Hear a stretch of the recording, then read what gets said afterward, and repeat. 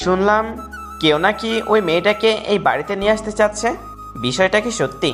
বিশাল বড় এক আধুনিক বিল্ডিংটার মতোই এই বাড়ির রুমগুলো সুবিশাল আর আধুনিক ধাঁচের তৈরি। আধুনিক তো হবেই, বিদেশের মাটিতে এই বাড়িটা সবার চোখ কাটতে সক্ষম। এলাকা জুড়ে একাই একমাত্র বাড়ি যেটা আশেপাশের বাড়িগুলোর থেকে অনেকটা আলাদা। তবে এই বাড়িটার নিজস্ব সৌন্দর্য থেকে বাড়ির ভেতরের বসবাস করা মানুষটার পরিচিতিতে মানুষের মন যেন একটু বেশি আকর্ষিত হয়। সেই বিশাল বাড়ির বিশাল ডাইনিং রুমে সকালের ব্রেকফাস্ট করাতে ব্যস্ত বাড়ির সকলে। তবে এই মুহূর্তে বাড়ির বড় ছেলের মুখে এমন কথা শুনে শুধু একজন ছাড়া বাকি দুজনের খাবার আটকে গেল গলায়। বেশ বড়সড় এক কাচের ডাইনিং টেবিল, যেখানে বসে আছে 4 জন সদস্য। কাজের মেয়ে দুটো খুব শব্দপূর্ণে টেবিলের উপর খাবার সার্ভ করে দিচ্ছে, যেন 19 থেকে 20 হলেই আর রক্ষে নেই তাদের। টেবিলের ওপর থেকে পানির গ্লাসটা চেয়ারে বসে খাবার খেতে খেতে থাকা আসফিয়া হাতে তুলে নিল।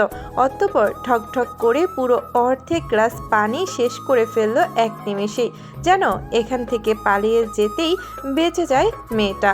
আর চোখে একবার মায়ের দিকে তাকালো আসফিয়া। রাবেয়া বেগম পুরো মনোযোগে খাবার খেতে ব্যস্ত। অতঃপর তাকালো বরাবর বসে প্রশ্ন করা ব্যক্তিটির নিকট। সেও ঠিক নিজের আয়েসি হাফ ও বয়েল ভেজিটেবলসগুলো চিবোতে ব্যস্ত। তবে তার প্রশ্নের যথাযথ উত্তর না পাওয়াতে বোধহয় কিছুটা তেতে উঠল। প্রশ্নটা বিরক্তিটি পুনরায় প্রশ্ন ছুঁড়ে পড়ল। কিছু জিজ্ঞাসা করেছি আমি। অপেক্ষা জিনিসটা বরাবরই আমার অপছন্দের লিস্টে। নিতল সমুদ্রের মতো গভীর কণ্ঠস্বর, যেন এই মানুষটা জন্মগতভাবেই এমন শান্তশিষ্ট স্বভাবে। রাগ তার ব্যক্তিত্বের সাথে যায় না।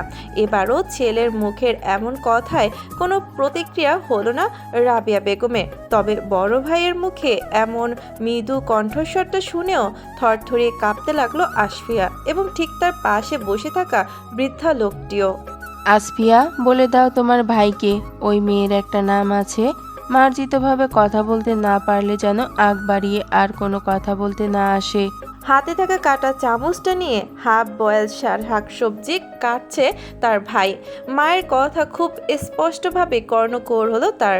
কাটা চামচে লোটাস পাতাগুলো বিধিয়ে খোপ করে মুখে তুলে নিল ব্যক্তিটি।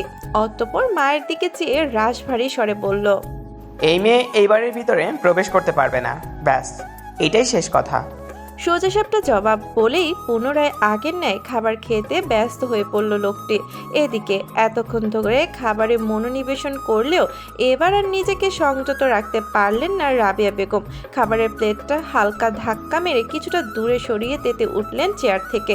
অতঃপর তার বারবার বরাবর থাকা মানবটির দিকে চেয়ে পুনরায় ফ্যারফ্যার করে বলে উঠলেন, এটা আমার স্বামীর বাড়ি, কারো পাপের টাকায় কেনা বাড়ি নয়।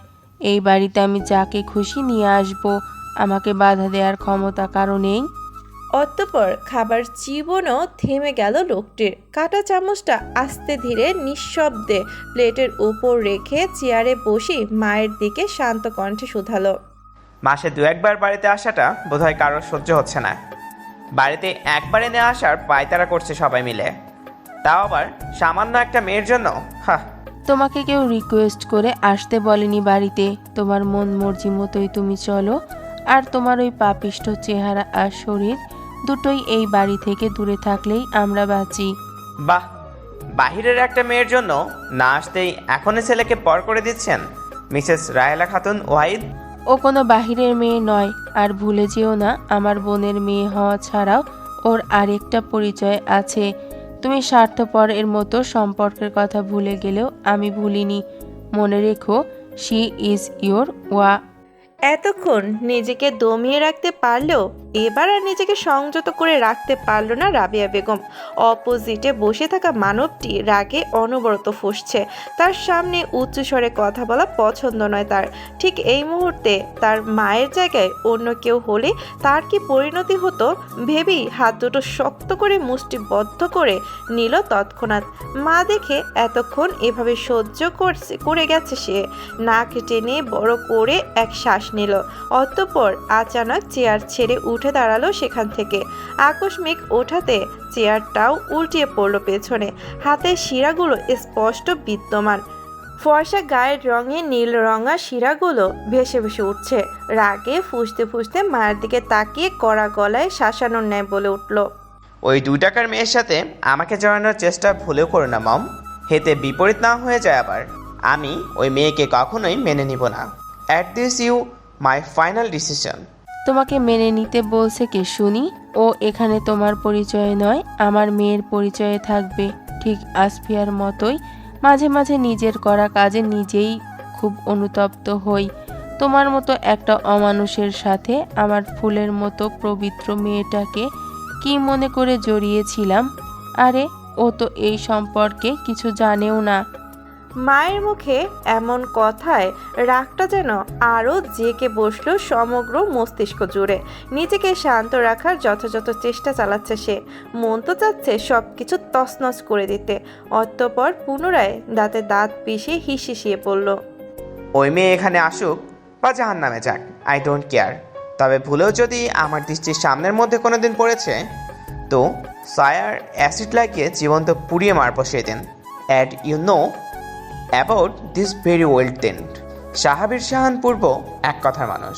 ছেলের এমন কথায় এবার আরও চটে গেলেন রাবিয়া বেগম। মাথাটা ভন ভন করছে তার। রাগে উঠছে প্রচণ্ড। তবে ডক্টর তাকে হাইপার হতে নিষেধ করেছে বিধায় নিজেকে দমিয়ে নিলেন। তবে ছেলেকে কথা শোনাতে দমাতে পারল না তার মস্তিষ্ক। গটাগট বলে উঠলেন, তুমি মারামারি খুন খারাপি ছাড়া আর কি পারো? মানুষ মারা ছাড়া আর কোনো কাজ শিখেছো এ জীবনে? মানুষ মারা তো তোমার নেশা, যেই নেশায় তোমাকে বুঁদ করে ফেলেছে। আমি তোমার মা হয়ে তোমাকে বলে দিলাম, একদিন তোমার এই নেশাই তোমার জীবনের কাল হয়ে দাঁড়াবে। সব হারাবে তুমি। নাম ডাক দাপট এগুলো কোনো কিছুই তোমাকে শান্তি দিতে পারবে না। মিলিয়ে নিও সেদিন তুমি আমার কথা। তোমার এই আত্মসংযম অহমিকার দেয়াল ভেঙে গুড়িয়ে যাবে সেদিন, যা তোমাকে নিঃস্ব করে ছাড়বে। শেষের কথাটুকু শোনার আগে সে স্থান ত্যাগ করলো পূর্ব। সে ভালো করেই জানে এখন এখানে থাকাটা ঠিক কতটা রিস্কে। যত যাই হোক জন্মদাত্রী মা তার মায়ের প্রতি রাগের বহিঃপ্রকাশ ঘটাতে পারবে না কখনোই। রাগ উঠলে নিজের মধ্যেই তো থাকে না সে। যদি জিদের বসে কোনো উল্টাপাল্টা কাজ করে ফেলতো সেই জন্যই মূলত এখান থেকে চলে যাওয়া তার। ওদিকে এতক্ষণ মা ছেলের এমন মনোমালিন্যর প্রত্যক্ষভাবেই দেখছিল আসফিয়া আর তার দাদা আকবর মির্জা। তার এই নাতিটা ঠিক তার মতো হয়েছে ভেবে পায় না তিনি। তার এই নাতিটা ঠিক কার মতো হয়েছে ভেবে পায় না তিনি। তার জানা মতে তাদের বংশে এমন রকচটা মায়া দয়াহীন কোনো পুরুষ মানুষ ছিল বলে তো মনে হচ্ছে না। তাহলে এই নাতিটা হলো কার মতো? যাক, বুড়ো বয়সে এত শত ভেবে লাভ নেই তার। এমনিতেই ডাক্তার বলেছে টেনশন কম নিতে। এদিকে রাবিয়া বেগমও ছেলেকে কথা শুনিয়ে নিজের রুমের উদ্দেশ্যে চলে গেলেন। আসফিয়া যেন এতক্ষণে নিজের প্রাণ ফিরে পেল। বড় ভাই পূর্ব মানেই জ্বলন্ত একটা আতঙ্ক। তবে আসফিয়ার স্বস্তি ফিরে পাওয়াটা বেশিক্ষণ দীর্ঘস্থায়ী হলো না। এর মাঝেই কাচের সিঁড়িতে ধূপধাপ পা ফেলে পুনরায় নিচে নেমে এলো তার ভাই। পরনের ড্রেস আপ চেঞ্জ, ট্রাউজার আর টি শার্ট পাল্টিয়ে ওভার সাইড কালো রঙা ফুল হাতা একটি হুডি জড়িয়েছে গায়ে, সাথে ব্ল্যাক জিন্স।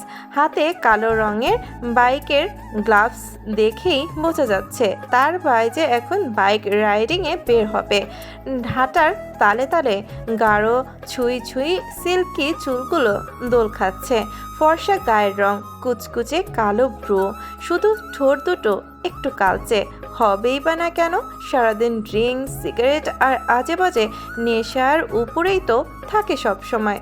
তবে দেখে বোঝা যায় দায় যে কেউ দেখলেই ভাবে হয়তো হলিউডের কোনো অ্যাক্টর, তাও আবার যেমন তেমন অ্যাক্টর নয়, বরং অ্যাকশন মুভির কোনো অ্যাক্টর হবে হয়তো তার ভাই। লস অ্যাঞ্জেলসের সব থেকে বড় ডিরেক্টর তার ভাইকে ফিল্ম অফার করেছিল অনেক বছর আগে। ইস, যদি তার ভাইটা রাজি হতো তাহলে আজ হয়তো নিশ্চিত কোনো বড় সুপারস্টার হতো তার ভাই। পরক্ষণে আবার মনে পড়ল তার ভাই তো মুভির মতো নাটকীয়ভাবে নয়, বরং সত্যিকারের অর্থেই খুন খারাপির সাথে যুক্ত, যেটা তার পেশা, যার জন্য তার মা এবং বাড়িতে থাকতে দেয় না তাকে। মাঝে মাঝে এটা ভেবে ভীষণ আফসোস লাগে তার তার ভাইটা কেন 8-10টা মানুষের মতো নর্মাল নয়, কেন স্বাভাবিকভাবে কোনো কিছুই করতে পারে না। এসব করে কি শান্তি পায় তার ভাই? তাদের তো অর্থ সম্পদের কোনো অভাব নেই। তাহলে লস অ্যাঞ্জেলস মার্কিন যুক্তরাষ্ট্রের ক্যালিফোর্নিয়া অঙ্গরাজ্যের বৃহত্তম একটি শহর। সৌন্দর্যের দিক দিয়ে শহরটি যেমন বেশ নামডাক রয়েছে, তেমনি এই শহরকে বাণিজ্যিক আয়ের প্রাণকেন্দ্র হিসেবেও উল্লেখ করা হয়। লস অ্যাঞ্জেলসের কে অনেকে আবার লাল ল্যান্ড বা এঞ্জেলস অফ সিটি হিসাবে চেনে। বিকেল 4টা, লস অ্যাঞ্জেলসের একটি এয়ারপোর্টে এসে কেবলে নেমেছে এক অষ্টাদশী। মাথায় তার হিজাব পেঁচানো, পরনে ব্লু রঙা লং স্টপস এর সাথে ম্যাচিং করা লেগিংস, মুখে ওয়ান টাইম মাস্ক, পিছনে হ্যালো কিটি খচিত ছোট্ট একটা ব্যাগ ঝোলানো। এই প্রথমবার বিদেশের মাটিতে পা রাখলো মেয়েটি। সারাটা পথ প্লেনে ঘুমিয়ে কাটিয়েছে, শরীরটা ম্যাচ ম্যাচ করছে, মাথাটাও ধরে আছে ভীষণ রকম।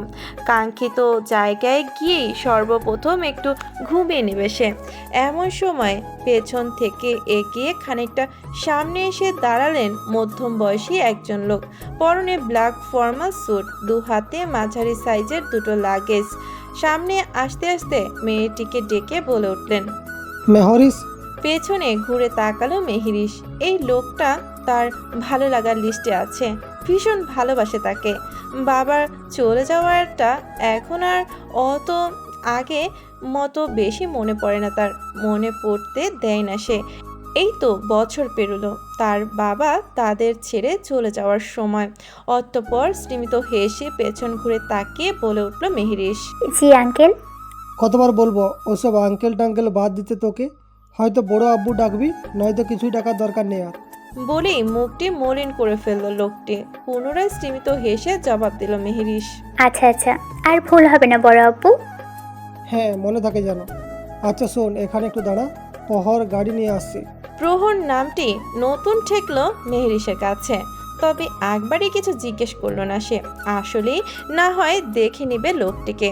প্রায় মিনিট 5-এর মধ্যেই কালো রঙের মোটামুটি বড় সাইজের একটি গাড়ি নিয়ে এসে থামলো এয়ারপোর্টের সামনে, যা থেকে নেমে এলো 3/4 প্যান্ট আর অ্যাশ কালারের একটি হুডি পরিহিত এক যুবক। এখানে মানুষগুলো বোধহয় একটু বেশি ফর্সা। আশেপাশের মানুষগুলো এতক্ষণ মেহরিস গভীর মনোযোগ দিয়ে পর্যবেক্ষণ করেছিল খুঁটিয়ে খুঁটিয়ে। পোশাক আশাকের বেশ পরিবর্তন এখানে। এমন হাড় কাঁপানো ঠান্ডার মধ্যেও মেয়েদের পোশাক আশাক দেখে রীতিমতো হিমশিম খাচ্ছে মেহরিস। এদের কি শীত লাগে না নাকি? এর মাঝেই যুবকটি এসে একগাল হেসে নিয়ে দাঁড়ালো তাদের সম্মুখে। অতঃপর মেহরিসের সামনে থাকা লোকটির দিকে তাকিয়ে আলগুছে হাত বাড়িয়ে ব্যাগ দুটো নিয়ে অনুনয়ের স্বরে জিজ্ঞেস করলো, সরি চাচ্চু, একটু লেট হয়ে গেছে। সমস্যা নেই বাবা, তুই যে এসেছিস এটাই অনেক। এখন চল, বাড়ি যেতে হবে আমার। আমার আম্মাজান অনেক টায়ার্ড। ও তোকে তো পরিচয় করায়নি, ও হচ্ছে মেহরিস, আর মেহরিস মা, ও হচ্ছে প্রহর, আমার ভাইয়ের ছেলে। প্রহর এক পলক তাকালো মাস্ক পরা মেয়েটার পানে। চোখ দুটো ছাড়া আর কিছুই দেখার উপায় নেই, তবে বলতে হবে মেয়েটার চোখ দুটোর ভার খুব গভীর। ক্ষণে ক্ষণে বড় বড় পাপড়িগুলোর পলক ফেলছে তার দিকে তাকিয়ে। জবাবে প্রহর মুচকি হেসে বলল, আচ্ছা, আগে বাড়িতে যাওয়া যাক। আস্তে আস্তে পরিচয় হওয়া যাবে। কালো রঙের গাড়িটি এসে থামলো মির্জা হাউজের সামনে। ভেতর থেকে নেমে আসলেন ওয়াহিদ মির্জা। তার পেছন পেছন নেমে আসলো মেহেরিস। তাদের দেখা মাত্রই বাড়ির ভেতরে থাকা দুজন গার্ডস এসে গাড়ি থেকে লাগেজগুলো হাতে নিয়ে নিল। মেহেরিস বাড়িটা দেখে বেশ অবাক হলো। এমন সুন্দর বাড়ি হয় বুঝি? তার খালামণি এত সুন্দর বাড়িতে থাকে? যদিও মেহেরিসদের অবস্থাও অত খারাপ ছিল না। ঢাকায় নামি দামি বংশের মেয়ে সে। বাবার বেশ বড় সড়ো কয়েকটা কোম্পানি ছিল। সব কিছু ভালোই তো চলছিল তাদের। স্কুল জীবন শেষ করে কলেজ লাইফ, কোনো কিছুরই কমতি ছিল কি? সব কিছু নিয়ে সুখেই তো ছিল তারা। হঠাৎ তার বাবা মারা যাওয়ার পর থেকেই তো শুরু হয় তাদের অশান্তির দিনগুলো। কি রে মা, ভেতরে যাবি না? আলগোছে চোখের কোণায় জমা পানিটুকু মুছে নিল মেহেরিস। এই মুহূর্তে মাকে খুব বেশি মনে পড়ছে তার। পর মুহূর্তেই সদর দরজার সামনে দাঁড়িয়ে থাকা মানুষটিকে দেখে মুখের কোণে হাসি ফুটে উঠল মেহেরিসের। এই মানুষটি পুরো তার মায়ের মতোই দেখতে, হবে বাই না কেন, আপন বোন বলে কথা। দৌড়ে গিয়ে চাপটে ধরল খালামণিকে। রাবেয়া বেগমও দু হাতে আগলে নিলেন মেয়ের বয়সী বোনের মেয়েটাকে। হিজাবের উপরেই হাত বুলিয়ে দিলেন ভরসার। শেষ বছর এক আগে বিডিতে গিয়ে দেখেছিল মেয়েটিকে, এরপর আর যাওয়া হয়নি। কেমন আছে আমার মাটা? খালামণির কথায় মেহেরিস মুখ তুলে তাকালো রাবেয়া বেগমের দিকে। অতঃপর তপ্ত স্বরে বলে উঠল, এতক্ষণ খারাপ লাগলেও তোমাকে দেখার পর সমস্ত খারাপ লাগা উবে গেছে খালামণি। আসফিয়াকে দেখছি না যে, বাসায় নেই? ভিতরেই আছে, এতক্ষণ তোর জন্য অপেক্ষা করছিল। আয় ভেতরে আয়। আমাকে আসতে বলবো না মামুনি? পেছন থেকে প্রহর কটাক্ষ করে বলে উঠল উক্ত কথাটি। যা শুনে মৃদু হেসে রাবেয়া বেগম বলে উঠলেন, তোকে কি ইনভাইট করে আসতে বলতে হবে? সারাদিন তো থাকিস এখানেই, ভেতরে আয়। না থাক, আজ না হয় তোমার নতুন মেয়েকে খাতির আপ্যায়ন করো। আমি আসলে যদি আবার ভাগে কম পড়তো, কাল না হয় সকাল সকালে চলে আসবো ভাগ বসাতে। সন্ধ্যা পেরিয়ে রাত নেমে এসেছে। তখন মেহেরিস বাড়িতে ঢুকেই আরেক দফা অবাক হয়েছিল। বাড়িটির ভিতরে সব কিছুতেই অভিজাত্যের ছোঁয়া, মনোমুগ্ধকর পরিবেশ। প্রত্যেকটি আসবাবপত্রই বেশ নামি দামি, যা দেখে বোঝাই যাচ্ছে আসফিয়ার সাথে মেহেরিসের সম্পর্ক খুব ভালো। আগে থেকেই পরিচিত তারা। মায়ের সাথে 3 থেকে 4 বার বাংলাদেশে গিয়েছিল আসফিয়া, আর তারপর আবার ফোনেও প্রায় যোগাযোগ হতো মেহেরিসের সাথে। বয়সে প্রায় সমবয়সী দুজন। মেহেরিসকে থাকতে দেয়া হয়েছে উপরের কিনারের একটি রুমে। সকাল থেকে সার্ভেন্ট দিয়ে রুমটি গুছিয়েছেন রাবেয়া বেগম, যাতে কোনো কমতি না থাকে রুমে মেহেরিসের ব্যবহার করার জন্য। জিনিসপত্রই রেখেছেন সেখানে। মেয়েটি যেন কোনো কিছুর কমতি বোধ না করে এখানে। তখন রুমে এসে ফ্রেশ হতেই ডাক পড়েছিল খাবার খাওয়ার জন্য। কোনো রকম ফ্রেশ হয়ে খেয়ে পুনরায় উপরে আসতে আসতে রাত হয়ে গেছে। তাই পুরো বাড়িটা আর ঘুরে দেখার সময় হয়নি তার। ওয়াশরুমে ঢুকে সময় করে শাওয়ার নিয়ে নিল মেহেরিস। সুতির একটি ঢিলে ঢালা পাকিস্তানি 3 পিস পরে বের হলো সেখান থেকে। মাথায় টাওয়াল পেঁচানো, কোমর পর্যন্ত চুলগুলো এখন শুকাতেই কাঠখড় পোহাতে হবে তাকে। তার বাড়িতে থাকতে তার মা মুছে দিত সব সময়, তাই টাওয়ালটা মাথায় পেঁচিয়ে রাখলো সে। এমন সময় হঠাৎ করে রুমের লাইট অফ হয়ে গেল। মুহূর্তেই নেমে আসলো অন্ধকার। হয়তো লোডশেডিং হয়েছে। এখানেও লোডশেডিং হয় ভেবে মনে মনে একটু হাসলো মেহেরিস। বাংলাদেশকে শুধু শুধু সে আগে বকত। এত উন্নত দেশেও যেখানে লোডশেডিং হয়, সেখানে বাংলাদেশ হলে দোষের কে? যেহেতু বাড়িতে বেশি মানুষ নেই, তাই রুমের দরজাটা খুলেই রাখা ছিল তার। এমন সময় ঠিক তার বরাবর জল জল করে তাক করা সবুজ দুটো চোখ দেখে চিৎকার দিয়ে উঠল মেহেরিস। ভূত ভূত! মনে দুটোর মালিকটা এখনো অপলকভাবে চেয়ে আছে তার দিকে, পলকটাও ফেলছে না। মেহেরিস এক লাফে বেডের উপর গিয়ে বসে পড়ল। চোখ মুখ খিচে চেঁচিয়ে যাচ্ছিল সেই কখন থেকে ভূত ভূত বলে। এমন সময়ে আচমকা রুমের লাইট জ্বলে উঠল, সাথে রুমে প্রবেশ করলো আসফিয়া। মেহেরিসকে এভাবে বেডের উপর বসে চোখ মুখ খিচে কাঁপতে দেখে জিজ্ঞেস করলো, কি হয়েছে শেহরিস? কোথায় ভূত? ওখানে আমি দেখেছি সবুজ চোখ দুটো জল করে চেয়েছিল আমার দিকে এক দৃষ্টিতে। কিছু একটা মনে করলো আসফিয়া, হয়তো কিছু বুঝতে পারলো মেয়েটি। পুনরায় উচ্চস্বরে হেসে ফেললো তৎক্ষণাৎ, পরপর বলতে লাগলো, বুঝেছি, তুই মেবি ওটিকে দেখেছিস তাই না? মেহরিশ বুঝলো না আসফিয়া ঠিক কার কথা বলছে, তাই প্রশ্নাত্মক দৃষ্টিতে তাকিয়ে জিজ্ঞেস করলো। ওটিকে ওয়েট দেখাচ্ছি। বলেই চু চু শব্দ তুলতেই আচমকা দরজার কোণ থেকে লাফিয়ে আসফিয়ার কোলের উপর বসে পড়ল বেশ বড়সড় মোটা সোটা এক কালো বিড়াল। পৃথিবীতে মেহেরিশ একমাত্র মেয়ে যে কিনা এই বিড়ালটাকে ভীষণ ভয় পায়। তার উপর নর্মালি বিড়াল দেখতে সাদা আর কত সুন্দর হয়ে থাকে। তার ফ্রেন্ডদেরও তো একটা পার্সিয়ান ক্যাট ছিল, ওটাও তো ভয়ে ছুঁয়ে দেখতো না সে। তার উপর এমন কালো বুতুম প্যাঁচার মতো বিড়াল কে পালে ভেবে পাচ্ছে না মেহেরিশ। একে দেখলেই তো গায়ের লোম খাড়িয়ে যায়। ওদিকে অডি আসফিয়ার কোলে গুটিসুটি বেঁধে বসে চেয়ে আছে মেহেরিশের দিকে। ওই যে ওটি, ভয় পাস না, খুব লক্ষ্মী আমাদের ওটি। মনে হয়েছে ওটি তার মালিককে খুঁজতে এসে অন্ধকারে ভুলে তোর রুমে ঢুকে পড়েছে। ওটির মালিককে? এমন অদ্ভুত বিড়াল কে পালে এ বাড়িতে? কে আবার? পূর্ব ভাইয়া। পূর্ব নামটা মেহেরিশের কাছে একটু আটটু পরিচিত পরিচিত লাগলো। নিজের ভীতু মস্তিষ্কটা একটু সচল করতে চাইলো নামটা মনে করতে। পরক্ষণে মনে পড়লো, হ্যাঁ, পূর্ব নামটা তো সে আসফিয়ার মুখ থেকে অনেকবার শুনেছে এর আগে। আসফিয়ার বড় ভাই, মানে তার খালাতো ভাই। কিন্তু মেহেরিশ কখনো দেখেনি সামনে থেকে তাকে। আসফিয়া আর তার খালামণি বিড়িতে গেলেও পূর্ব নামের লোকটি কখনো যায়নি তাদের সাথে। তবে মেহেরিশ শুনেছিল সে যখন অনেক ছোট ছিল তখন নাকি একবার গিয়েছিল এই লোক। কি রে, কি ভাবছিস? আসফিয়ার কথায় ভাবনা থেকে ছিটকে বের হয়ে আসে মেহেরিশ। অতঃপর চোখ পড়ে আসফিয়ার কোলে আগের ন্যায় গুটিসুটি বেঁধে বসে থাকা অডির দিকে, যেটা এখনও তার দিকেও বড় বড় চোখে তাকিয়ে আছে। যেন বিড়ালটা মেহেরিশের এখানে আসাটা একদম পছন্দ হয়নি আর না তাকে।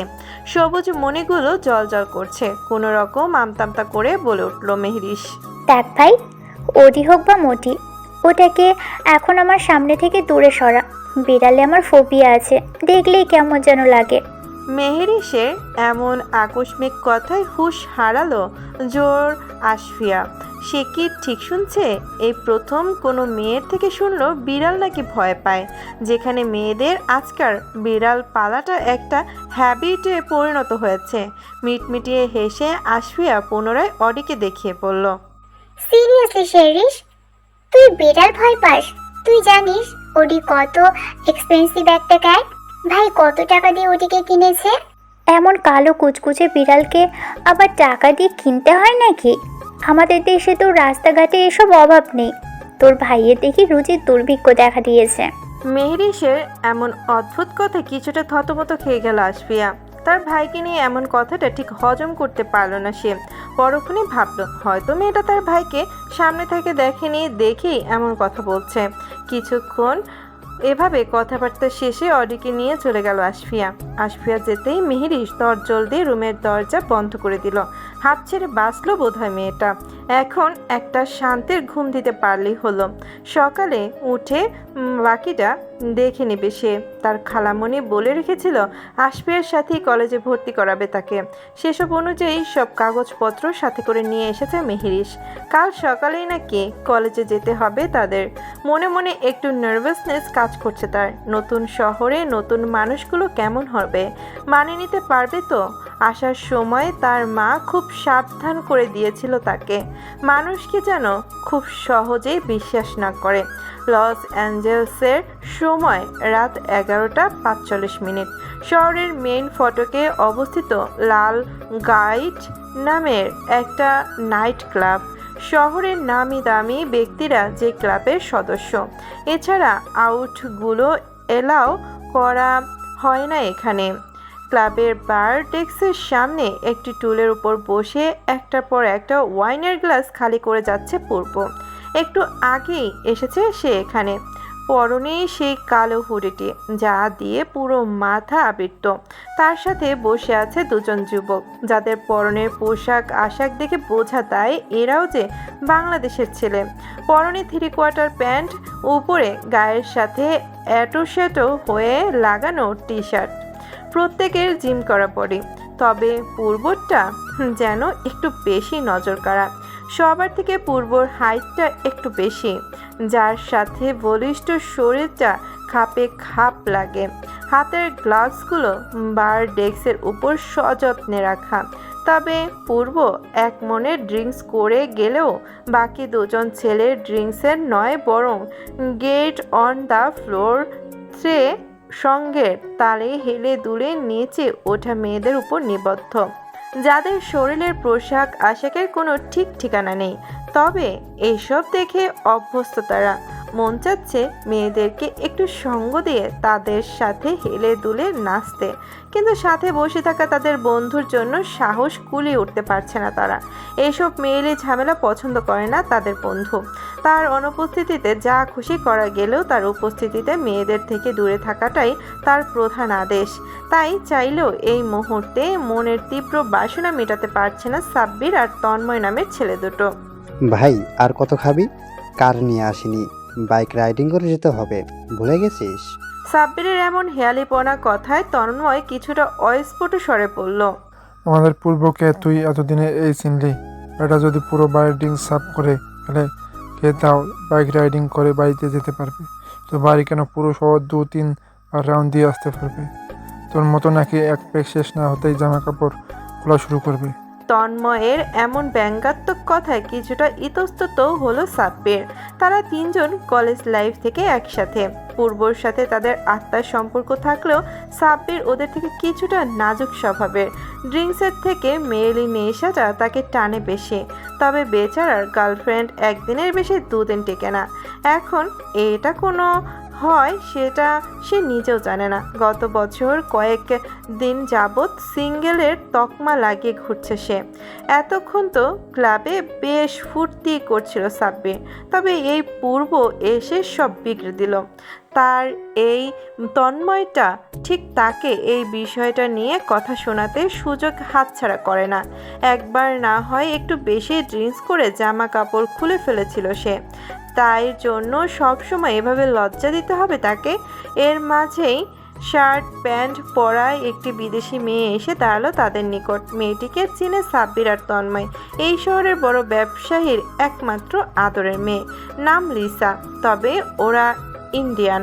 পূর্বের এভাবে ছদ্মবেশে লুকিয়ে থাকাটাও যেন এবার ব্যর্থ হলো। সাব্বির আর তন্ময়কে দেখে ঠিকই আন্দাজ করে ফেলল পূর্বর উপস্থিতি সম্পর্কে। নিজের হাতের পার্সটা বার টুলের উপর রেখে এক দৃষ্টিতে তাকিয়ে আছে পূর্বের দিকে। তবে সেসবে বিন্দু মাত্র হেলদোল নেই পূর্বর। ড্রিঙ্কসের শেষে এখন সিগারেট টানছে মনের আয়েসে, যেন এখানে সে এবং তার সিগারেট ছাড়া আর কোনো কিছুর উপস্থিতি নেই। একদম শান্তশিষ্ট প্রকৃতির মেজাজ, অথচ কে বলবে এই মানুষটা যে কিছুক্ষণ আগে একজনকে আধমরা করে রাস্তায় ফেলে এসেছে। এই তো কিছুক্ষণ আগের কথা। পূর্ব যখনই কোনো কারণে রেগে থাকে তখনই বাইক রাইডিংয়ে বের হয়ে যায় সে, তবে নিজেকে যথাসম্ভব আড়াল করে। এছাড়া বেশিরভাগ সময় করেই চলাফেরা করে সে নিজের সেফটির জন্য। পাপের সাম্রাজ্য তার, পাপই সে। শত্রু থাকাটা নর্মাল বিষয়। এমনিতেই তার বেশ বড় সড়ো 2টো কোম্পানি আছে, তবে ওগুলো সব নামে মাত্রই। পেশায় তো সে অন্য কিছু। তবে বাইক রাইডিংয়ে বেশ পারদর্শী পূর্ব। কলেজে থাকতে কয়েকবার চ্যাম্পিয়ন হয়েছিল সে বাইক রাইডিংয়ে। শুনশান নিরিবিলি রাস্তায় বাইক চালাচ্ছিল পূর্ব। এমন সময় হঠাৎ মাঝ রাস্তায় কিছু একটা চোখে পড়তেই থেমে যায় তৎক্ষণাৎ ব্রেক কষে।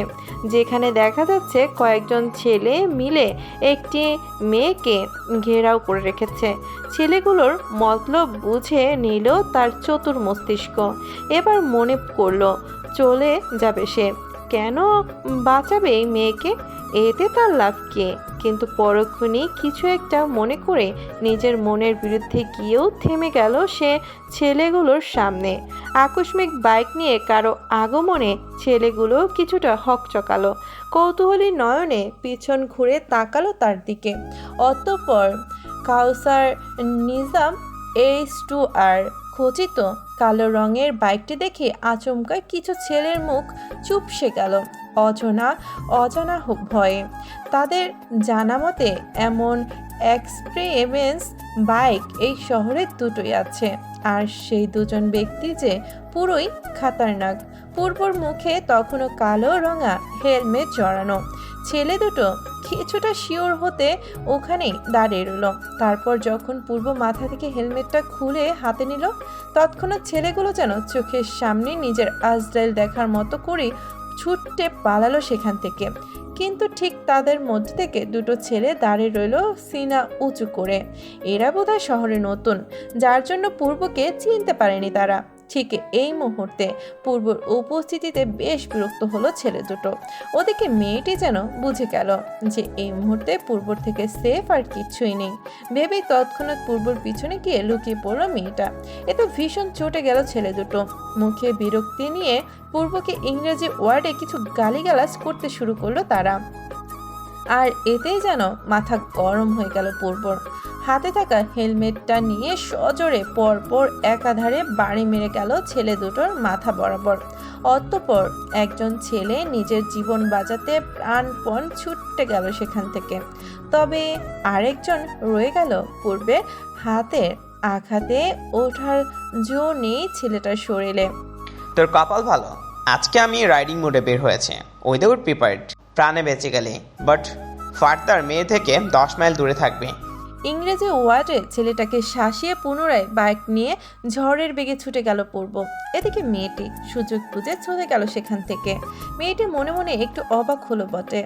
আচমকা এভাবে এসে তাকে বাঁচিয়ে কোনো কিছু না বলেই চলে গেল স্ট্রেঞ্জ লোক তো।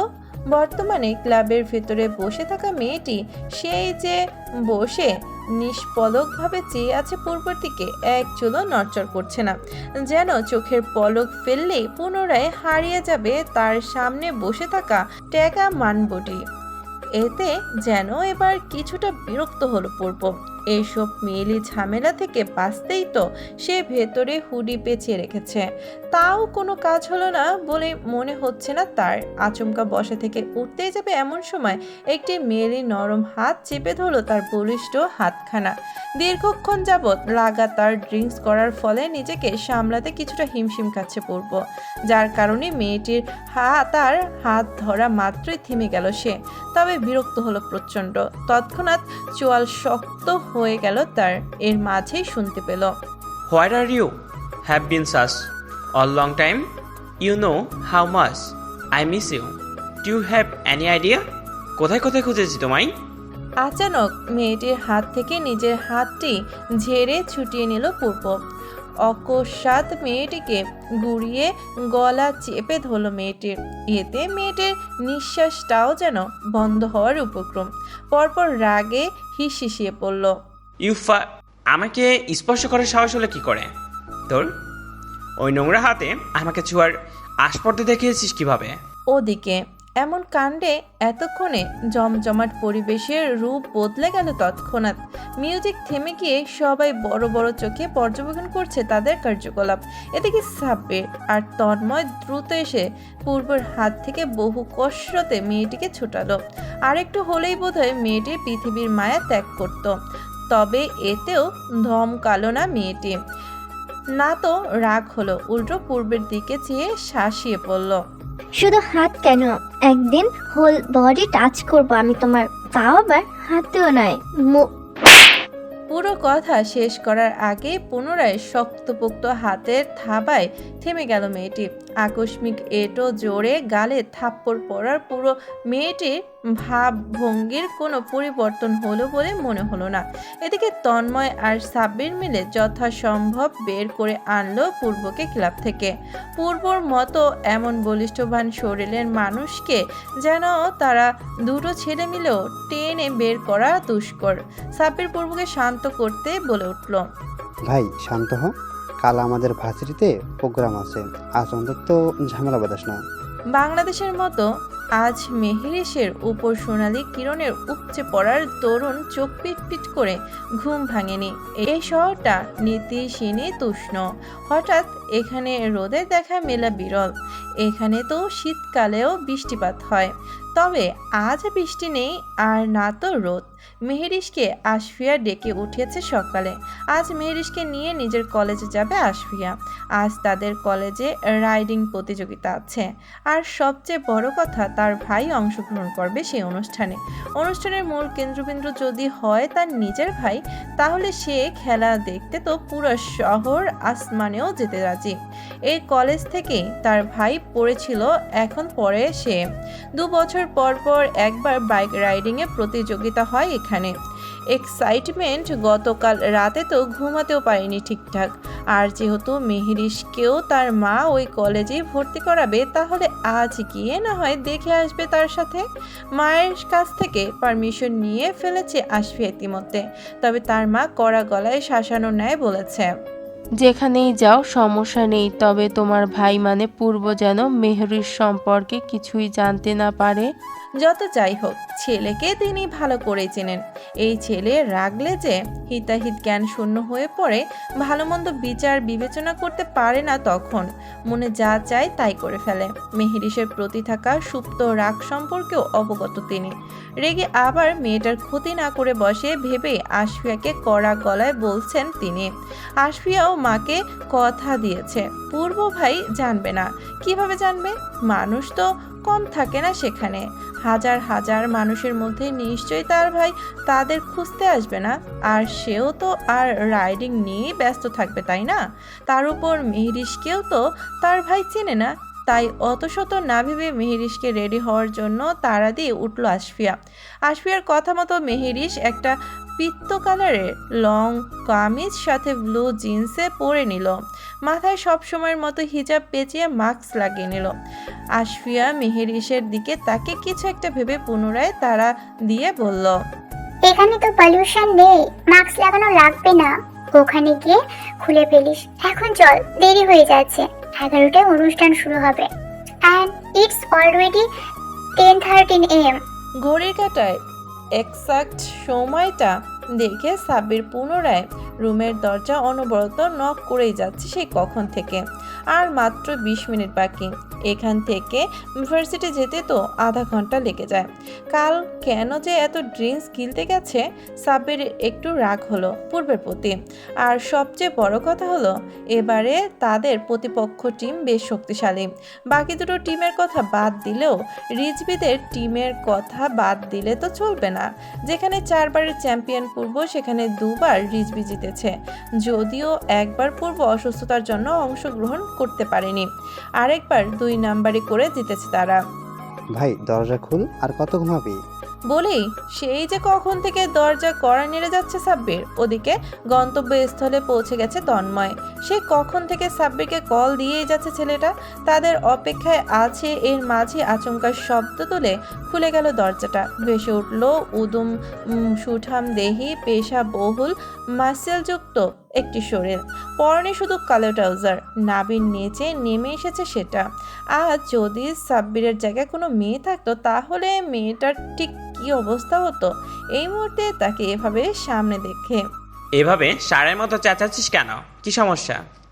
মুখে বিরক্তি এঁটে ঘুমো ঘুমো আবচা চোখে চেয়ে বলে উঠল কথাটি।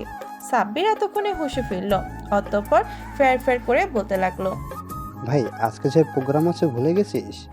11টায় শুরু হবে, এখন কয়টা বাজে খেয়াল আছে? মুখে বিরক্তিতে চজাতীয় শব্দ উচ্চারণ করলো পূর্ব। এই মুহূর্তে ঘুমটা তার সব থেকে বেশি ইম্পর্টেন্ট জিনিস ছিল। সেটা এভাবে ভেঙে যাওয়াতে বেশ বিরক্ত হলো সে। পরনের ড্রেস আপ পাল্টিয়ে রেসিংয়ের উপযুক্ত পোশাক পরে বের হয়ে আসলো পূর্ব। মিনিট 5 মধ্যেই গ্যারেজে রাখা নিজের সেই পছন্দের কালো রঙা কাউসিং নিনজা S2 আর বাইকটি নিয়ে ছুটল গন্তব্যস্থলে। আর তার পেছনে BMW M100RR নিয়ে সাব্বির ছুটে চলল তার পেছনে। কাউসিং নিনজা S2R পৃথিবীর সব থেকে ফাস্টেস্ট বাইক। এটি একটি লিমিট এডিশন, যার কারণে একে অনেক সুপার বাইক হিসাবেও আখ্যায়িত করে। তবে এর আরেকটা নাম আছে, তা হলো ইল্লিগেল বাইক। বাংলাদেশে যার প্রাইস 1 কোটির উপরে। তবে এত টাকা দিয়ে এই বাইক কিনলেও রাস্তায় চালানো সম্পূর্ণ নিষেধ, কারণ এর কোনো রোড সাইড লাইসেন্স নেই। এর হেডলাইন, মিরর, ইন্ডিকেটর লাইট নেই, যার কারণে বাংলাদেশ, ইন্ডিয়া সহ আরও বেশ কয়েকটি দেশে এই বাইক সম্পূর্ণ ব্যান করা হয়েছে। এটি বিশেষ করে প্রশিক্ষণিত রাইডাররা রেসিংয়ে ব্যবহৃত হয়। পৃথিবীতে হাতে গোনা এই ব্র্যান্ডের কয়েকটি বাইকের মধ্যে পূর্ব এবং রিজভি, তাদের দুইজনেরই এই বাইক রয়েছে। সেই বাইকে করেই 20 মিনিটের রাস্তা মাত্র 5 মিনিটে ওভারটেক করে ভার্সিটির উদ্দেশ্যে প্রবেশ করেছে পূর্ব। ক্যালিফোর্নিয়ার বিশ্ববিদ্যালয়ের ভেতরে একটি উন্মুক্ত প্রাঙ্গণে ঢুকে গেল নিমেষেই। পরনে black jeans, black T shirt, তার উপরে ব্ল্যাক ভ্যানিম জ্যাকেট, মাথায় কালো হেলমেট, 2 হাতে গ্লাভস, পায়ে বুট। ক্যালিফোর্নিয়ার বিশ্ববিদ্যালয়, কলেজ থেকে শুরু করে ইউনিভার্সিটি পর্যন্ত আছে। এটা ওখানে সব থেকে বড় বিশ্ববিদ্যালয়, যার এক পাশে বিশাল বড় মাঠ জুড়ে বিস্তীর্ণ খোলা জায়গায় রেসিংয়ের আয়োজন করা হয়েছে। মূলত এখানে সব সময় সবাই বাইক থেকে শুরু করে কার প্র্যাকটিস করে বেড়ায়। 2 বছর পর পর এখানে অ্যানুয়াল রেসিংয়ের আয়োজন করে বিশ্ববিদ্যালয় কর্তৃপক্ষ। গোল মাঠের চারপাশে মানুষের সমারোহ, সিঁড়ির মতো থাকে মানুষের বসার জন্য জোড়ায় জোড়ায় বেঞ্চ, চেয়ার পাতা। সারি সারি সিরিয়ালের মাঝে মেহরিশ আর আশফিয়া বসেছে দ্বিতীয় সিরিয়ালে, ঠিক ফিনিশিং লাইনের বরাবর। এখানে খেলার নিয়ম হলো, এই গোল প্রান্তটা একবার ঘুরন দিয়ে প্রায় 40 কিলোমিটার বাইরে থেকে ঘুরে পুনরায় আবার এখানে এসে লাস্ট পর্যায়ে ফিনিশ লাইনে যেতে হবে। নিয়ম মতোই যে আগে ফিনিশ লাইন ক্রস করবে সেই হবে বর্তমান চ্যাম্পিয়ন। তবে এইবার ফিনিশিং লাইনের আগে আগুনের রোশনি লাগানো হয়েছে, যেটার নিচ দিয়ে বাইক স্লিপ করে পাশ কাটিয়ে যেতে হবে। একবার এক ধরনের নিয়ম করা হয়। প্রায় 3 থেকে 4টি টিম ইতিমধ্যে হাজির হয়েছে সেখানে। তাদের মধ্যেই রিজভিদের টিম একটি, 2 বারের চ্যাম্পিয়ন রিজভি, তার উপর আবার বিশ্ববিদ্যালয়ের ওনারের একমাত্র ছেলে সে। ক্ষমতা আর দাপটের জোরে বছরে 2 আগে 2 নাম্বারে করে চ্যাম্পিয়ন হয়েছিল সে।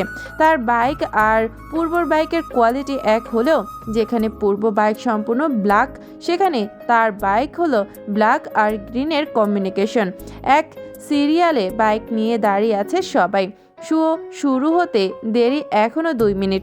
এর মাঝে কালো রঙা কাউসিংতে হাজির হলো পূর্ব সেখানে আসা মাত্রই যেন চারপাশে এসপি ধ্বনিতে মুখরিত হয়ে উঠল। সবার মুখে শুধু একই নাম। মেয়েরা বসা থেকে উঠে দাঁড়িয়ে স্লোগান দিয়ে যাচ্ছে। মেহেরিশ চিনল না, বুঝলো না এসপি এর মানে, তবে লোকটা যে কোনো ফেমাস বা নামি দামি কেউ সেটা বুঝে গেছে। কালো পোশাকে আবৃত সকলের শরীর, চেহারায় দেখার উপক্রম নেই। এদিকে মেহেরিশের সাথে থাকা আশফিয়াও সেই লোকটিকে দেখা মাত্র চেঁচিয়ে উঠল, সবার সাথে সায় দিয়ে। মেহেরিশের মুখে এখনও সেই মাস্ক লাগানো, এখানে এসে খুলে ফেলেছে চাইলেই। এতে মানুষের ভিড়ে কিছুটা আনকমফোর্টেবল ফিল করাতে আর খোলা হয়নি তার। পরনে পিত্ত রঙা জামাটা, মাথায় ম্যাচিং করে পিত্ত রঙা একটি হিজাব পরেছে। এসপি কে আশফিয়া? অনেক বড় কেউ? আশফিয়াকে হাতে টেনে নিচে নামিয়ে বলে উঠল উক্ত কথাটি মেহেরিশ। মূলত সবার এমন আহাজারি দেখে তার মধ্যেও বেশ কৌতূহল কাজ করলো লোকটি সম্পর্কে জানতে। লোকটি যে বেশ ভালো রাইডিং করে সেটা মানুষের এমন উৎফুল্লতা দেখলে বোঝা যায়। মেহেরিশের এমন কথায় আশফিয়া কিছুটা থতমত খেলো। কিভাবে বলবে সে এসপি সম্পর্কে? সে যে আর কেউ না, বরং তার ভাই পূর্ব। তার মা তো তাকে বারবার না করে দিয়েছে, যেন মেহেরিশ পূর্ব সম্পর্কে কিছু আন্দাজ করতে না পারে, বা পূর্ব যে যেন মেহেরিশ সম্পর্কে কিছুই জানতে না পারে। যদিও তার ভাই তাদের বাড়িতে বেশি যাওয়া আসা করে না, এই মন চাইলে 2 মাসে একবার যায় হয়তো, তাও আবার এক রাতের বেশি থাকে না সেই সময়টুকু। তবে সেদিনের ঝগড়ার পর নিশ্চয়ই তার ভাই আর ওই বাসায় যাবে না। মেহেরিশকে কলেজ অ্যাডমিশন করিয়ে দরকার হলে ও পরিচয় গোপন রাখতে আলাদা একটা ফ্ল্যাট কিনবে তার মা। হ্যাঁ, তার বাবার সাথে তো সকালে এই বিষয়ে কথা বলতে শুনেছে সে। ফ্ল্যাটও ঠিক করা হয়ে গেছে তাদের বাড়ির কাছাকাছি প্রহরদের এলাকাতে, সেখানে রাখবেন বলে সিদ্ধান্ত নিয়েছেন তার মা। কিরে, কিছু জিজ্ঞেস করেছি আমি, এই এসপিটাকে? আরে এসপি হলো কত 4 বারের চ্যাম্পিয়ন, যা বাইক চালায় না ভাই, উফ, তুই দেখলে তুইও ফ্যান হয়ে যাবি পাক্কা। এখন বেশি কথা না বলে চুপচাপ দেখতে দে তো, এখনই শুরু হয়ে যাবে। মেহেরিশ জবাবে আর কিছুই বলল না, চুপচাপ বসে রইল সেখানে। এর মাঝে 1 2 3 বলেই শুরু হয়ে গেল রেসিং। সাথে সাথেই ভু ভু উচ্চ শব্দে তুলে ছুটতে চলল প্রায় 15 থেকে 16টা বাইক। তবে সবাইকে পেছনে ফেলে সামনে ছুটতে চলল 3 থেকে 4টি বাইক। তার মধ্যে অবশ্য এসপি নামের লোকটির বাইক চোখে পড়েছে মেহেরিশের। এর মাঝেই দুবার পরপর পুরোটা জায়গার রাউন্ড শেষে বাইকগুলো একটি সদর গেট দিয়ে বের হয়ে গেল বাইরে। এভাবেই পার হলো প্রায় মিনিট 5। এমন সময় হঠাৎ আশফিয়ার ফোনে কল আসাতে আশফিয়া ওখান থেকে উঠে কিছুটা দূরে একটু নিরিবিলি জায়গায় গিয়ে দাঁড়ালো। মেহেরিশ একা বসে আছে, ব্যাগ থেকে মিনারেল ওয়াটারের বোতলটা বের করেছে কেবলই খাওয়ার উদ্দেশ্যে। এর মাঝে গুনগুন করে গেট দিয়ে 2টো কালো রঙা বাইক ফের ঢুকে পড়লো অনায়াসে। বাইক দুটো চলছে আপন গতিতে। একটি বাইক চিনে মেহেরিশ এসপি নামের লোকটার, তবে অপর বাইকটি চিনে না, সে চিনতে চায়ও না। আশফিয়া যাকে সম্বোধন করছে সেও তাকে বিনা দ্বিধায় তাকেই সম্বোধন করবে। এর মাঝে আবারও গট গটিয়ে একে একে প্রায় সবগুলো বাইক ঢুকে পড়লো ভেতরে। তবে কালো রঙা বাইক দুটো সবার থেকে এগিয়ে রয়েছে, ফুল স্পিডে চালিয়ে যাচ্ছে, যেন চোখে স্পষ্ট দেখা যাচ্ছে। মেহেরিশ এই প্রথম এমন স্পিডে গাড়ি চালানো দেখলো। বিড়িতে তো জ্যাম এই আটকা পড়ে পড়ে দিন শেষ হয়, এমন স্পিডে বাইক চালানো দেখবে কিভাবে? মেহেরিশের যেন এবার তৃষ্ণাটা একটু বেশি লেগে গেল, গলাটাও বোধহয় শুকিয়ে গেল এবার বাইক চালাতে দেখে। মুখের মাস্কটা খুলে পানির বোতলটার ছিপিটা খুলছে কেবলই, অতঃপর বোতলে মুখ লাগিয়ে 1 ঢোক পানি মুখে নিয়ে গিলে ফেললো তৎক্ষণাৎ। মনে মনে বেশ কয়েকবার বিড়বিড় করে আওড়ালো, এদের কি ভয় ডর নেই, জীবনের মায়া নেই? বাপরে! যেহেতু মেহেরিশ ফিনিশিং লাইন বরাবর বসেছে, তাও আবার দ্বিতীয় সারিতে, তাই ফিনিশিং লাইনের ওখানে দৃশ্যগুলো স্পষ্ট সামনে থেকে দেখা যাচ্ছিল তার। অনেকক্ষণ যাবৎ মাস্ক পরিধানের কারণে নাকটা লাল হয়ে আছে, সাথে মুখটা গোলাপি আভায় পরিপূর্ণ। পিত্ত রঙা হিজাবের মাঝে ফর্সা গোলগাল চেহারাটা দূর থেকে ভেসে উঠল কাউসিং নিনজা বাইকে বসা লোকটির সম্মুখে। মাত্রই সে আগুনের রোশনিটার নিচে স্লিপ কাটতেই যাবে, এমন সময় এত মানুষের মাঝে এমন অভিনব পোশাকের একটি নারী যেন থমকে দিল তার পৃথিবী। খেল হারালো 4 বারের চ্যাম্পিয়ন ওরফে পূর্ব। মুহূর্তে স্লিপ কেটে বাইক নিয়ে পড়ে গেল সেখানে। কয়েক মিটার দূরে গিয়ে ছিটকে পড়লো বাইক থেকে, আর এই সুযোগে ফিনিশিং লাইন অতিক্রম করে নিল রিজভি। মুহূর্তেই সবার করতালি ধবনি থেমে গেল, নিস্তব্ধতা ঘিরে ধরল জায়গা জুড়ে। সবার চোখে মুখে হাহাকারের ছাপ স্পষ্ট। আর একটাই কথা, কি হলো এটা? মেহেরিশও যেন কিছুটা নড়ে উঠল। বাইক থেকে প্রায় অনেকটা দূরে গিয়ে ছিটকে পড়ল লোকটি। মেহেরিশের মনটা না চাইতো আকুলতায় গ্রাস করে নিল। দেখা মাত্রই মনের কোণে একটা কথায় বিড়বিড় করে আওড়ালো মেহেরিশ। ইস, এদিকে পূর্বকে এমন বিধ্বস্ত অবস্থায় দেখার সাথে পেছন থেকে তন্ময় আর সাব্বির যথাসম্ভব নিজেদের বাইক নিয়ে এসে ব্রেক কষে থেমে গেল সেখানেই। দৌড়িয়ে এসে ধরতে চাইল পূর্বকে, তবে পূর্ব সেদিকে পাত্তা না দিয়ে তাদের হাত ঝাড়া দিয়ে উঠে গেল সেখান হতে। পরনে সেফটি পোশাক থাকার কারণে অত বেশি আঘাত না পেলেও এই মুহূর্তে তার রাগের মাত্রাটা অধিক জায়গায় দখল করে নিয়েছে। জীবনে এই প্রথমবার এমন অবস্থার সম্মুখীন হলো সে। মাথায় তখনও তার হেলমেট জড়ানো। সাথে সাথে ওখানে কর্মরত গার্ডসগুলো দৌড়ে এসে সেখানে পূর্বকে সাহায্য করতে চাইলে ডিরেক্ট নাকচ করে দেয় পূর্ব। হেলমেটের ভেতর থেকে পুনরায় দৃষ্টি নিক্ষেপ করে একটু আগে দেখা হিজাব পরিহিত সেই রমণীর পানে। সাথে সাথে চোখ ফিরিয়ে নেয় সে। কোথাও যেন মনে মনে এই মেয়ের উপর রাগ ঝেড়ে উঠছে তার।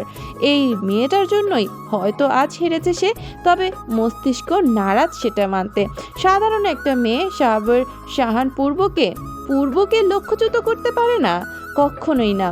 খুঁটিয়ে খুঁটিয়ে হেতে নিজের পড়ে থাকা বাইকের সামনে এসে দাঁড়ালো পূর্ব। সাব্বির আর তন্ময় তখন পূর্বর থেকে ঝাড়ি খেয়ে পুনরায় আর কিছু বলা বা টাচ করার সাহস পায়নি, ওখানেই দাঁড়িয়ে রইল। পূর্ব নিজের বাইকের সামনে এসে দেখলো বাইকটা কিছুটা ক্ষতি হলেও তেমন একটা ক্ষতি হয়নি। পুনরায় বাইকে উঠে হনহনিয়ে চলে গেল সেখান থেকে।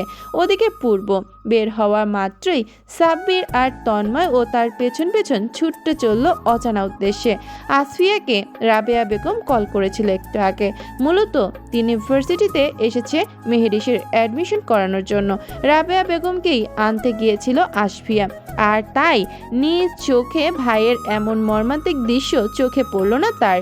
তাহলে হয়তো সহ্য করতে পারতো না মেয়েটা। যতই হোক নিজের মায়ের পেটের ভাই তার, একই মায়ের সন্তান তারা। একটি মিডিয়াম সাইজের কাচের আলিশান বাড়ি, ডুপ্লেক্স বাড়িটি একটি এরিয়া নিয়ে তৈরি করা।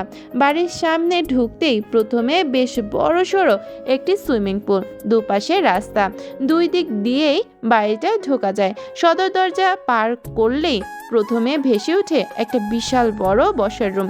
বসার রুমের এক পাশে আধুনিক ধাঁচে বানানো একটি কিচেন রুম, আর অন্য পাশে একটি গেস্ট রুম। মাঝ বরাবর পেঁচানো কাচের সিঁড়ি দিয়ে উপরে উঠলেই একটি দুটি পরপর তিনটি রুম দেখা যায়। কোনায় থাকা রুমটির ভেতরে বেডের উপর পা মেলে বসে আছে পূর্ব। পায়ে কিছুটা চোট পেয়েছে সে। সাব্বির কিচেন থেকে কট কট শব্দ তুলে সে কখন থেকে কি যেন করে যাচ্ছে, তবে সেসবে পাত্তা নেই তার। উরুর উপর আইপড রেখে কিছু একটা দেখে চলেছে সে কখন থেকে, যা দেখা মাত্রই মুখের রং পাল্টে গেল তৎক্ষণাৎ। ইনস্টাগ্রামে রিজভি ট্রফি হাতে নিয়ে পোস্ট করেছে বেশ কয়েকটা পিক। আজ এখানে তার থাকার কথা ছিল। রিজভিকে ওভারটেক করে সেই তো আগে ফায়ার স্টিক ক্রস করতে নিয়েছিল এবং করেও ফেলতো যদি না তখন ওই মেয়েটা নিজের দৃষ্টির সীমানায় পড়তো। আচ্ছা, কে ওই মেয়েটা? পোশাক আশাক দেখে তো এই দেশের বলে মনে হয়নি তার, হয়তো পাকিস্তানিটা তুর্কির কোনো মেয়ে হবে। এখানে তো আউট দেশের মানুষও বাস করে, ইভেন স্থানীয় থেকেও বেশি। ছি, কি ভাবছে সে একটা মেয়েকে নিয়ে? এইসব ভাবনা কাজ তার সাথে আদৌ চায়? ওই মেয়ে যে মন চায় সে হোক, তাতে তার কি? আইপডটা কোলের উপর থেকে বেড সাইডের টেবিলের উপর এক প্রকার ছুঁড়েই রাখলো পূর্ব। এর মাঝেই রুমে কাচের প্লেটে গরম গরম ধোয়া ওঠা কিছু একটা নিয়ে হাজির হলো সাব্বির। তোর জন্যই স্পেশাল চিকেন স্যুপ রান্না করেছি আমি, গরম গরম খেয়ে নে। দেখ তো সাব্বিরের শেফের হাতের স্যুপ কেমন হয়েছে। সাব্বিরের হাতে স্যুপের বাটিটা দেখে কপাল কুঁচকালো পূর্ব।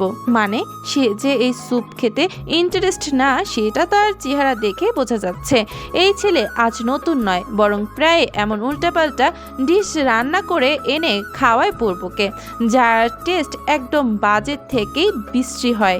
নতুন নতুন আইটেম এক্সপেরিমেন্ট করতে গিয়ে যা ইচ্ছা তাই বানিয়ে ফেলে। পূর্বর কপাল কুঁচকানো দেখে সাব্বির কিছুটা আশ্বস্তি দিয়ে বলে ওঠে, আরে বড় টেনশন নিস না, আজ কোনো নতুন এক্সপেরিমেন্ট করি নাই, নর্মাল স্যুপই বানিয়ে এনেছি, খেতে পারবি। বিশ্বাস হচ্ছে না তো? দাঁড়া। বলেই চামচ দিয়ে পরপর 2 চামচ মুখে তুলে নিল সাব্বির। অতঃপর মুখে স্বাদসূচক ভঙ্গি তুলে বলে উঠল, আহা ভাই বিশ্বাস কর, অনেক ইয়ামি হয়েছে, মনে যাচ্ছে আমি খেয়ে ফেলি। তো খা, না করছে কে? এমা, তোর জন্যই বানিয়ে এনেছি আমি, নিজের খাওয়ার হলে এত কষ্ট করতাম নাকি? প্যাক না করে এখানে রেখে যা, ভালো লাগছে না, রেস্ট নিব। বলে মুখ ঘোরাতে নিলে তৎক্ষণাৎ সাব্বির বলে উঠল, আরে ভাই এমন করছিস কেন? আচ্ছা শোন, বলছিলাম কি, মানে দাঁড়া, আগে স্যুপের বাটিটা রেখে নেই। বলেই সুপের বাটিটা সেই টেবিলের উপর রেখে পুনরায় পূর্বের পায়ের কাছে এসে বসলো সাব্বির। অতঃপর জিভ দিয়ে ঠোঁট ভিজিয়ে বলে উঠল, না মানে ভাই, ঠিক কি এমন হয়েছিল বলতো? এভাবে স্লিপ কেটে পড়লি কেন?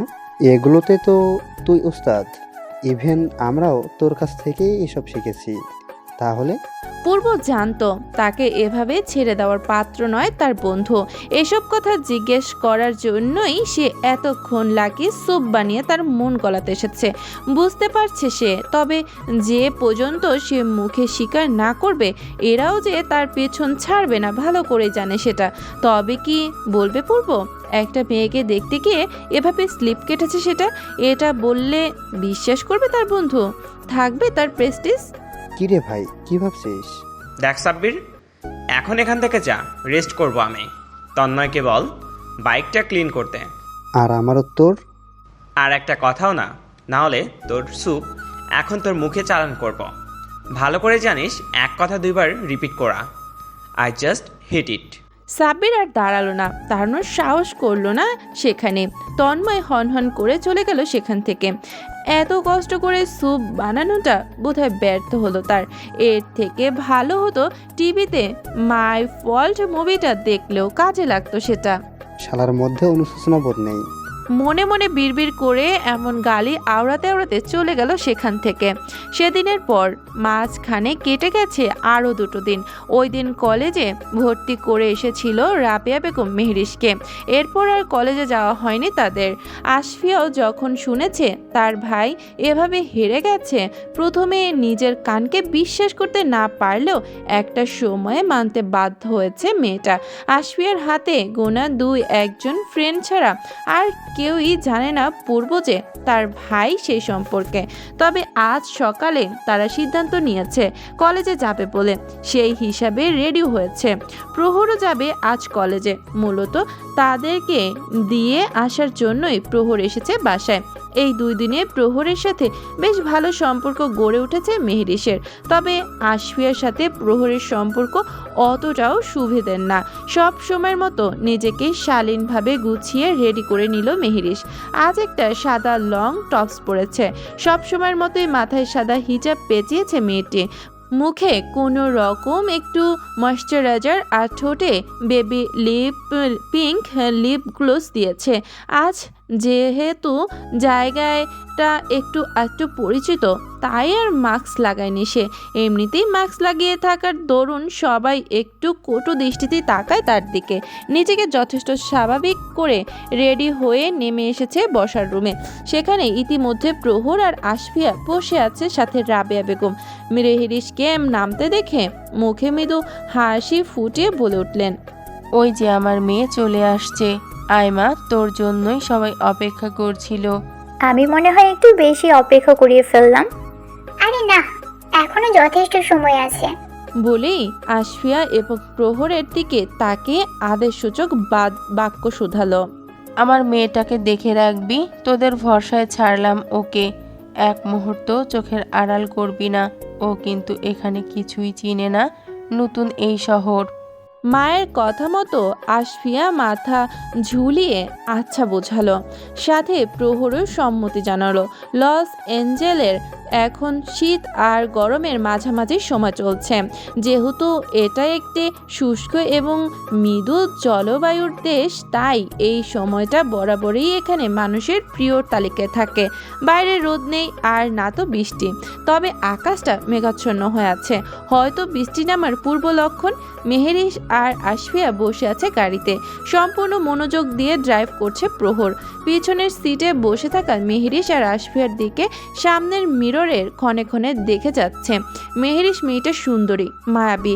এখানে অনেক সুন্দর মেয়ে আছে, তবে এতটা মায়াবী নয় যেখানটা যেমনটা মেহেরিস। তার উপর একদম স্বভাবের একটি মেয়ে। যে কোনো ছেলেই এমন মেয়ে দেখলে পাগল হয়ে যাবে। 26 বছরের প্রহরও বোধহয় কিছুটা পিছলে পড়েছে এই মেয়েটার উপর।